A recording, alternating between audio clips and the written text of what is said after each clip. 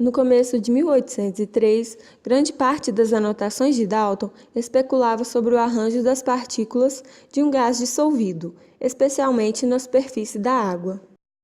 Nos meses de abril, maio e junho, as anotações de Dalton refletem pesquisas sobre o fenômeno do calor, expansão dos líquidos, expansão da água em diferentes recipientes, força do vapor, entre outros. E, em meados de julho, Dalton novamente voltou a se concentrar em seus estudos sobre as solubilidades dos gases, sendo que a maioria das anotações de agosto se referem a estudos relacionados à solubilidade em água dos gases nitrogênio, hidrogênio, oxigênio, óxido nítrico e gás carbônico. Em setembro de 1803, Dalton já havia se dedicado, durante a maior parte do ano, à tentativa para harmonizar o fenômeno da solubilidade dos gases em água com o sistema mecânico, baseado na teoria atomista de inspiração newtoniana com a qual ainda estava comprometida.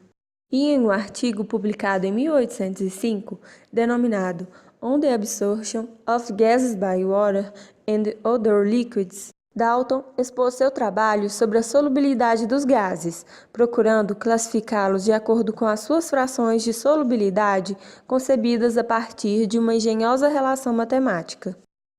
Um dos valores de solubilidade que mais chamava a atenção de Dalton era do gás monóxido de nitrogênio, o qual era muito maior do que a sua teoria de solubilidade previa. E alguns dos gases citados na tabela, como metano e acetileno, nunca foram observados nos cadernos de apontamento de Dalton antes de 1804.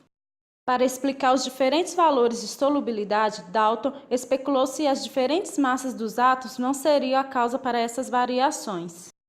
Dalton atribuiu as massas atômicas à causa das diferentes solubilidades dos gases, considerando ser essa uma conjectura pouco provável à luz de outros resultados experimentais obtidos posteriormente. O artigo de Dalton foi lido perante a Literary and Philosophical Society de Manchester em 1803, mas publicado somente em 1805. O texto publicado traz claras evidências de haver sido modificado em relação ao originalmente lido.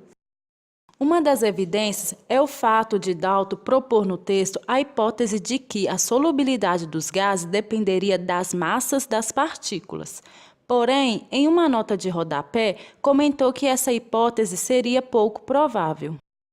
Dalton não teria a menor dificuldade em fazer essas modificações, pois ele era o próprio editor das Memórias da Sociedade e, portanto, podia escolher quais artigos e quando seriam publicados. E nesse mesmo artigo, Dalton apresentou os primeiros símbolos utilizados para representar os átomos. Diante disso, esses são alguns dos indícios de que a teoria atômica daltoniana teve algumas dificuldades para ser reconstituída da mesma forma que a teoria foi desenvolvida por John Dalton. Mas, a partir dos dados relatados, observou-se que o desenvolvimento da teoria atômica de Dalton teve várias influências, da sociedade científica da época, do contexto histórico e dos fenômenos meteorológicos. Se você gostou desse vídeo e quer obter maiores informações, acesse o texto A Construção da Teoria Atômica de Dalton como estudo de caso e algumas reflexões para o ensino de Química, de Hélio Elael Bonini Viana.